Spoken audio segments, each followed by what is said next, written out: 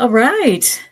Good morning, everybody. Happy Friday. Here we are once again. My good friend Betty Hovey and I are together on Compliance Capers. My name is Sonal Patel with SP Collaborative LLC, and Betty Hovey is with CHCS Consulting. Hello, Hey, my friend. how you doing?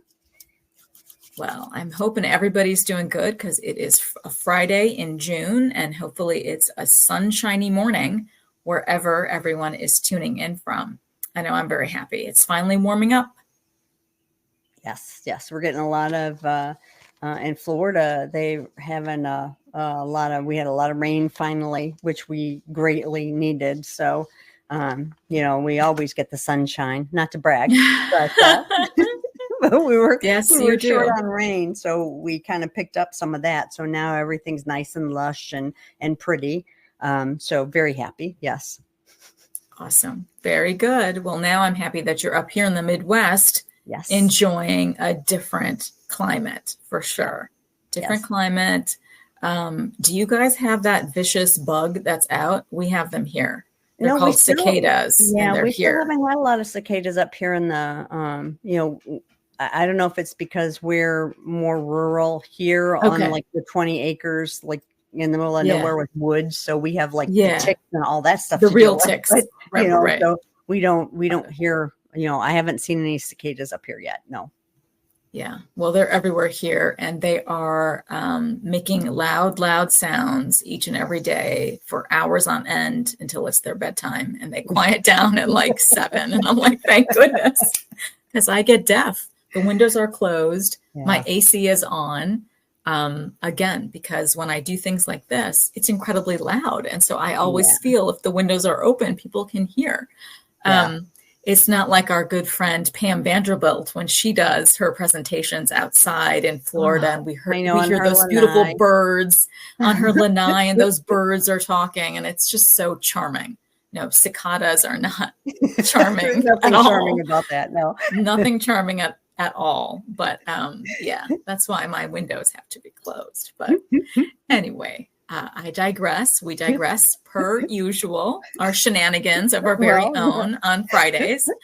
But we wanted to come back to our audience this week, continuing on our conversation on the Targeted Probe and Educate program that we introduced everybody to last Friday on the vast and robust details of the Targeted Probe and Educate. The TPE process is very lengthy.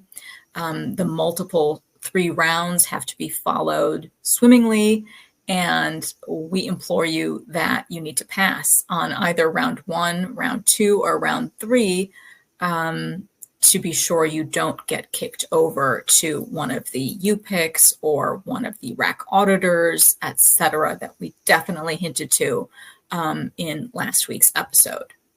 So for today's episode, I really wanted to start talking about a particular TPE that is going on currently in a specific MAC location. And of course, it's one of our very favorites, Novitas, simply because they've always been at the forefront of providing education, in my opinion. When I lived in Texas for over a decade, it used to be known as Trailblazer back in the old days, but they were amazing with their education.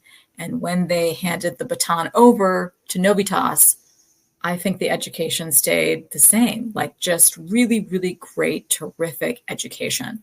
But so for today's conversation, we have information on current TPE for the evaluation and management visits that are going on, everybody. And they are talking about those E&M visits based on new documentation guidelines that took over in 2021. And I know my good friend and I here talk about this new E&M stuff all the time, and we try our very best to provide robust education on it. But look, here's CMS. They gave us a little bit of grace time, right? But here they are actually looking at those established outpatient and office visits again, based on the new overhaul of guidelines that took effect on January 1st a few years ago. So they gave us a few years of quiet time, but here they've come in. Right, Betty? I mean, I think it was time. Yeah. We in the industry expected it. So yes. Yeah.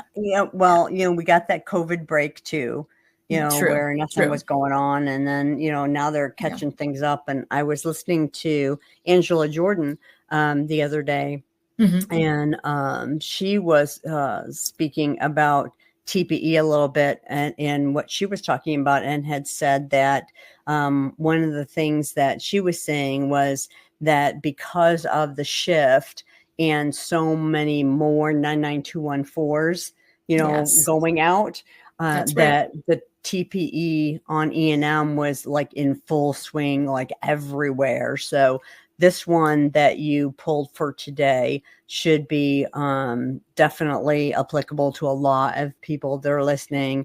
And, and it's just E&M, everybody does it unless you're like pathology or radiology, right. You're going to be doing it. So it's a good one to hit for everybody. But they really are hitting the E&M a lot right now. So it's definitely timely to be talking about. That's right.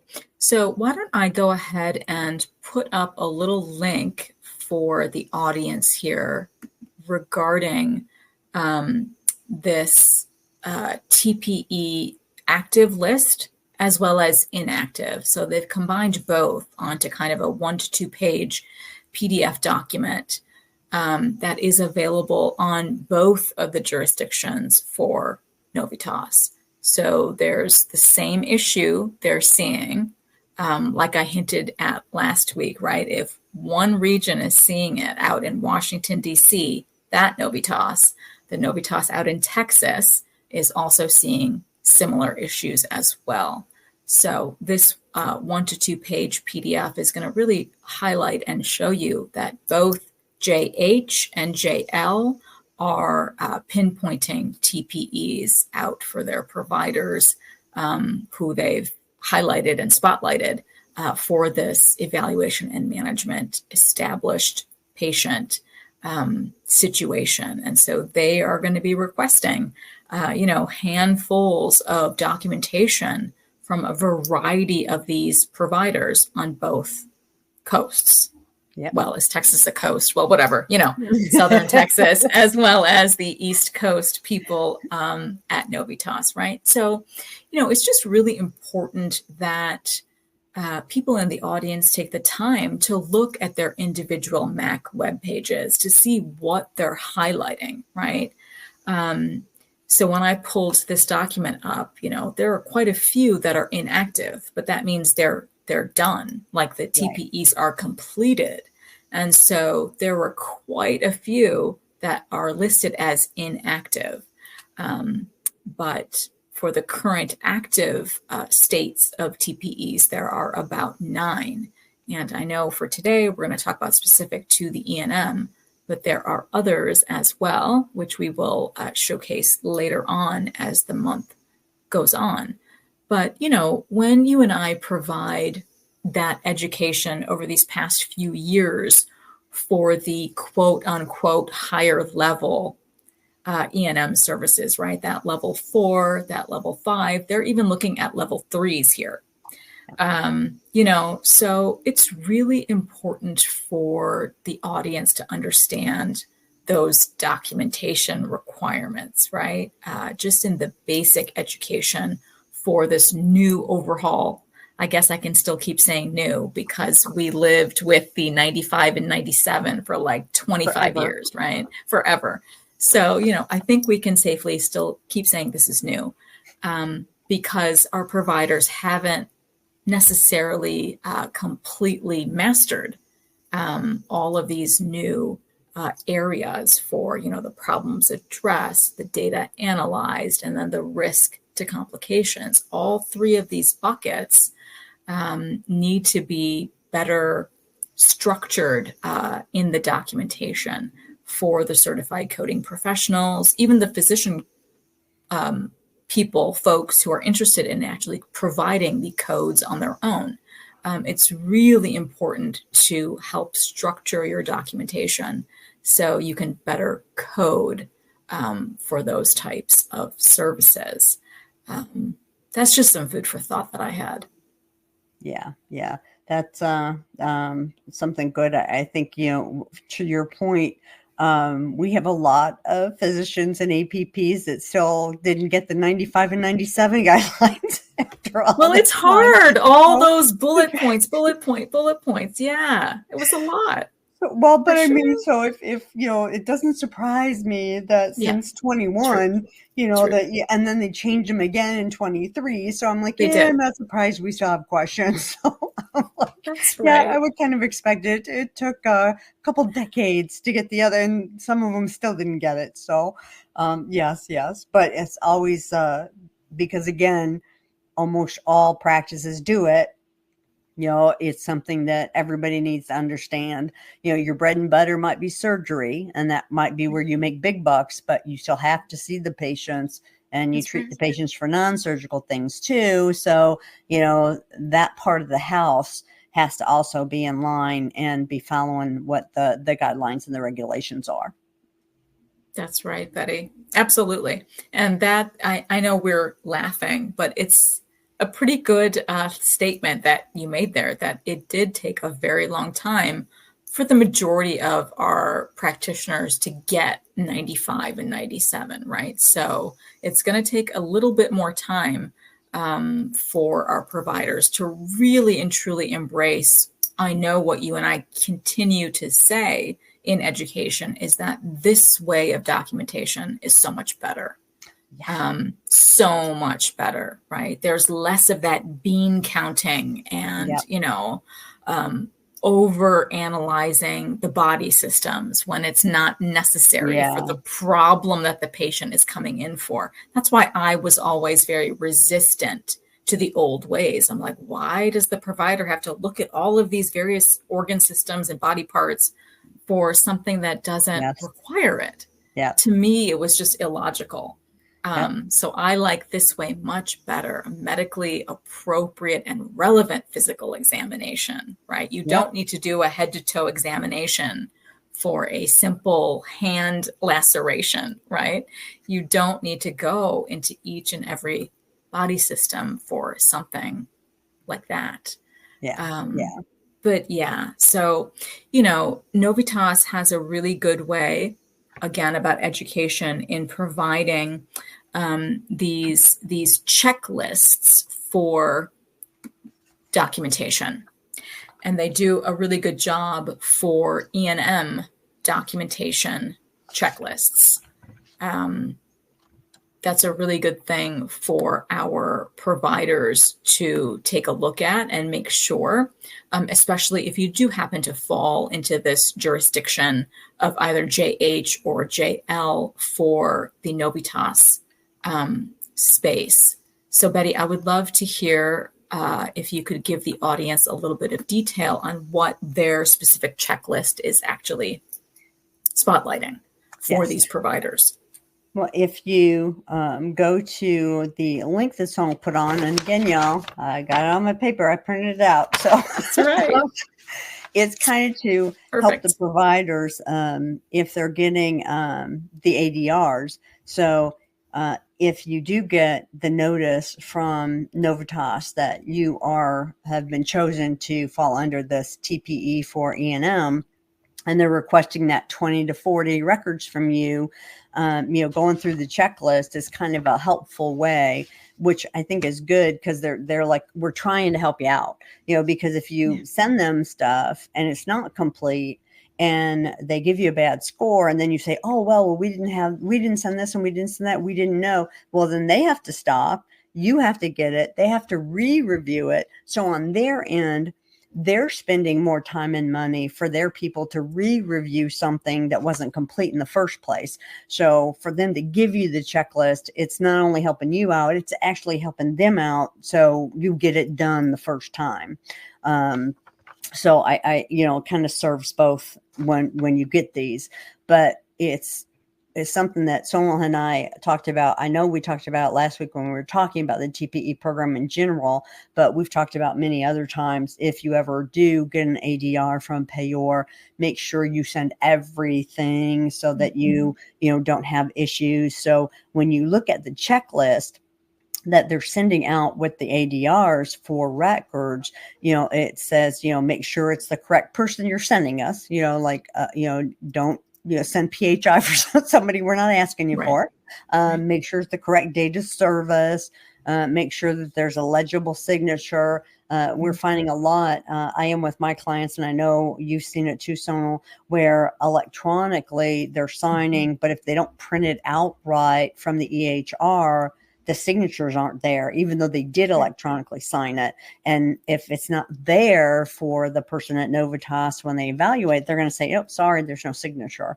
Then once again, it's going to have to go back. We're going to have to reprint to show it. And, so they're like, make sure the signature's on there. Make sure that it's supporting a face-to-face encounter.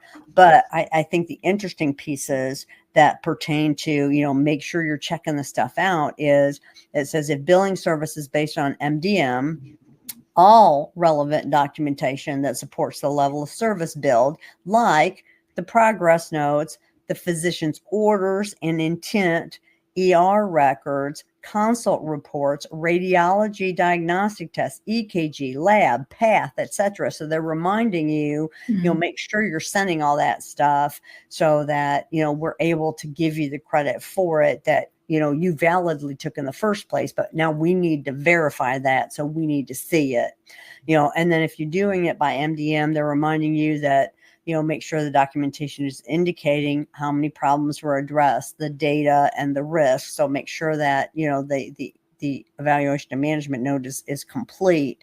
And then if it's based on time, make sure you're being suppurative of the time that's there. Make sure you're supporting any modifiers, and then incident to, because that was actually listed as one of the big errors for TPE for this E&M TPE was incident to guidelines not being followed. So they're also putting that out there that if you did this incident to, make sure, that it's the following those guidelines of no new patient or no established patient with a new problem, like it better kind of make up what incident to is supposed to be. And you need to show that the physician that made the treatment plan is staying involved in the patient care. I think that's one of the pieces where they may be having trouble with the incident to services is proving that they send one note and the physician is never mentioned in the note. The physician signs off on it and the PA has signed it, but that doesn't really prove involvement. That proves they signed it, they countersigned it, but what does that mean? So, where's that note that has the original treatment plan the physician made that the PA is following? Or in that note, does it say, I'm following the treatment plan provided by Dr. Smith? So that it's proving that they're following incident to guidelines. That's something I think for those of y'all that are doing incident to, that wouldn't hurt to be putting that in there because it really puts out there that you are following incident to and deserve that extra 15% kick up. So, it's a pretty comprehensive little checklist just to make sure y'all have everything when you send it off to them. So it doesn't cause some denied stuff at the first, when you have that round one meeting and they say, this was wrong. We counted this as an error, and you say, oh, well, I have all this other stuff that supports that. And then they're like, well, why didn't you send it? And, so again, to avoid all that, follow the little checklist and make sure everything is in there that they're asking for. Exactly. Thanks, Betty. Thanks for reading those details and, of course, highlighting that nightmare, in my opinion, of incident 2. Once again, it rears its ugly head here in this particular TPE. And, of course, it's going to rear its ugly head because our providers still haven't gotten it right. So you made some really great points there on the breakdown, the nitty-gritty of what is required to meet and keep the billing standards for the incident to construct, which again, be mindful, it is a Medicare construct. Yes. I don't know how many questions I get in a month that are pertaining to Incident 2 for other payers, right? And if I'm not privy to all of the information on contracts and individual payers themselves, all I can do is advise, please go research. Does that commercial plan follow Medicare, or do they have their own, words for some sort of Incident 2 policy? They could call it something else, but you got to be really, really mindful and take advantage of checklists like this that Medicare puts out there. And Novitas has done a really great job for this particular unique circumstance of the TPEs that are going out to their jurisdiction. And so, if you are a provider who gets hit with this type of a TPE, print out that 1 to 2 page PDF, please, and check it. Like, each time you complete a section, check it off. That is what a checklist is for, to make sure that you are sending them all of that supplementary information that will support the medical necessity of that service. A good tip just to throw in there, since you're saying it like that, I also have my clients include the checklist in with the records when they send it for each one. So that when the payor gets it, they see that I checked off. It should, so you don't come back to me and say, "Oh, well, you didn't." Yes, I did. It's in there, to make sure that they're looking for the right things. That so that's kind of, I think, a good thing too, to send it along for each record that you've checked the list off, and that anything applicable, has already been done. Absolutely. And sometimes you do. There's nothing wrong with spoon feeding the MAC the information that you've provided, right? Because they're very, very busy. It's a large entity. They have lots of documentation that's being bombarded on them every day. So I think it's fine if you spoon feed them this checklist. Yes, I've provided you with all 15 of these things on your checklist in my large documentation packet that will support all of my services for this TPE audit. So that's a great pro tip.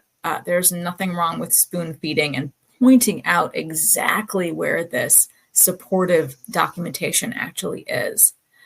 To thwart them from coming back to you and saying, "Oh, hey, buddy, I don't see this particular order. It's not there." And you can say, "No, in fact, I checked it off my list. Here it is, on this particular page of my packet.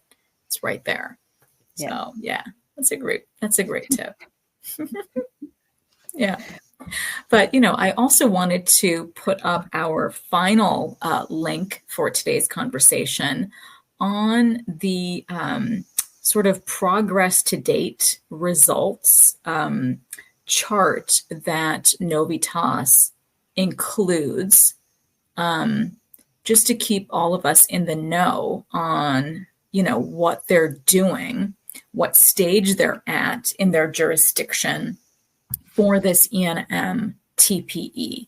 And so from what I remember, Betty, is that, of course, all of this evaluation and management E&M services for this TPE are going to be for the established office outpatient visits with our CPT codes. Again, like we hinted to earlier, the highest CPT code 99215, as well as the moderate CPT code 99214, and then the low for the 99213. And also, they're going to be taking a look at subsequent hospital inpatient or observation care with that CPT code of 99232. So that's their entire TPE that they're looking at for this jurisdiction. But these results in the TPE rounds, they've only basically worked on round 1. As far as I can see on these 6 PDF pages or so. Is that about accurate, Betty? Yeah, that's what I saw when I was looking at it. That starting in June of 2023, I think was the earliest one where they started having rounds listed, but all of them are round one and they're kind of staggered. But yeah, they're all dealing with those established office and then the outpatient side. So, yep. That is excellent. And the only thing that I wanted to say that was really noteworthy of these charts that they provide, again, is that they are basically giving that date span, that scope of when they're looking at records. But then in terms of the results, they want to break it down into 3 sections, and they call them minor. So there are minor errors, there are moderate, and then there are major. So that is how they break it down in these various date spans that they're involved in so far in round 1. But for the general top denial or partial reasons for their denial is, of course, going to be medical necessity, insufficient documentation comes in there as well, and in the varying stages. And so that's how they break it down. The documentation submitted does not support medical necessity as listed in coverage requirements, or they state insufficient documentation was provided to support the services as billed to Medicare. And then they also stress that they've made multiple attempts to correct these error types before completing their review. And then they also talk about insufficient documentation if it's submitted did not support incident to services, like you stated earlier, or then the documentation submitted supported a higher or a lower level of medical decision making. So that is interesting that there are times when they're going to, state one way or the other. It could have been higher or lower, but it wasn't accurately coded, right? Because the CMS is all about their accuracy metrics and performance levels that they want providers to strive for. Yeah, and that's something, if you undercode it, it's still wrong. And, it's still an error and goes into your error rate, because when you talk to the MACs, they're like, wrong is wrong. I don't care if it's wrong in our favor or wrong in your favor. It's just not right. So it doesn't play into what they're looking at. They're looking at the hard figure of yes or no, as far as that goes with what the level is. But again, the list that you read off, and once again for y'all, if you go to that link she gave, they list them all right there for you of what those denials have been so far that they looked at with the insufficient documentation, medical necessity, all that stuff. So in the practice, y'all can be looking at these things, go to whatever your MAC is and look at the TPE stuff.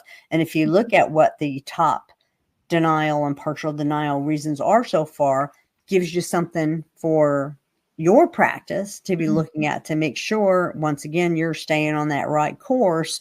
So check your own, audit yourself and check for the medical necessity. Make sure that the documentation is clear as to why the patient's there, that the ICD-10 codes are clear to what is documented, and take a look at incident to guidelines, of course, and then, the level in general, is it accurate? Are you, not under or over coding things, but is your documentation supporting the level of service that's being built out?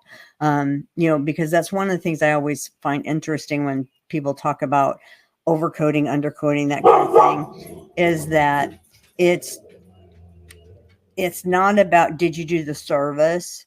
They know you did a service. And when you talk to the MACs, they know that you probably build the right code. But the problem is the documentation doesn't support it. And that's why they talk about documentation submitted. It really doesn't matter if you did it or not. What they're looking at is from the auditing perspective of does the documentation support it, period. So they're not accusing the physician or the APP of, not doing the service or blatantly, trying to get paid for something they didn't do, blah, blah, blah. They're just stating the fact that the documentation doesn't support what you said, which is what we do, right? When we audit someone. That's right. And have to go back to the doctors and how we talk to them. Yep. We say, look, I know, whatever your specialty is, this patient with this kind of disease or this complaint, we know that what you did really was a 4. Problem is, that's not what your documentation says, so they kind of keep talking about documentation because that's the only thing that matters with these things. So that's what we have to focus on, is getting the physicians and APPs to document what service they did. They're doing the services, and a lot of times they're coding the service they did. They're just not documenting the service they did. So that's what we always have to keep checking on, and that's why doing audits, keeps an eye on that and helps you tell them. So that's just my point on that. Yeah, that's a fabulous point on that. That is why these targeted probe and educate stress the word educate, right? Okay. Because they literally are saying that, in these TPE results that we went over, insufficient documentation, right, is pretty much up there. So they already understand, like you're stating, this is not a fraud type of an issue. You did the service, right? It is the 99213, 14, or 15. However, your documentation has to support that, right? I've always been saying that for years, is it's coordinating documentation with that claim that you push out the door. They coordinate, right? And so that has been the missing piece, the lack of attention to that very important piece, that documentation, right? Because in my opinion, it's much quicker, easier, faster to just push that claim out the door, right? Sure. But just because the claim gets to CMS first doesn't mean that they're not going to ask for that documentation, that coordinating documentation. That is the key. That is the absolute key feature. And our providers have to get used to the structure and the parameters of what to meet in those 3 buckets for problems addressed, the data analyzed, and the risk to complications, right? For the patient, 2 out of those 3 columns have to be met. They've been used to that from the old 1995, 1997. It's still 2 out of 3. But again, there's different parameters. There's different structures within each of those 3 columns. And so that really is where that documentation has to support that moderate level of medical decision-making. When we both attended a NAMUS conference together years ago, I think that's where we first heard it coined to us, and that was Shannon DeConda. Let's just give a shout out to where a shout out is due. And she made me think, I think I was with you at that conference, or did she say it somewhere else? It doesn't matter. She said it. Moderate. She made the room, whip out a dictionary and talk about the definition of the word moderate, right? And it just means average. Average, right? And here we are in healthcare space for all of these years getting scared that a level 4 is way too high of a service, right? When really all it is an average medical encounter, an average service. So it's a great idea to have a mind shift, on that word. It should not be so accusatory as we've been trained to think about that level 4 of an E&M visit, Yeah, I think some of that came when we had the 5 levels, because when we had 5 levels, 3 was in the middle. 3 was in the middle. So if you were at a 4, when you looked at the numbers, it was like, oh, we're above the middle. So, that's where I think some of that nervousness. But then when you looked at, and I said, well, yeah, I said, but even if you want to think of it that way, when we had the 5 levels, the nurse visit code, what everybody calls a nurse visit. I mean, right. you kind of throw that one out because the physicians and the APPs probably aren't using that one anyway. So now you are at 4.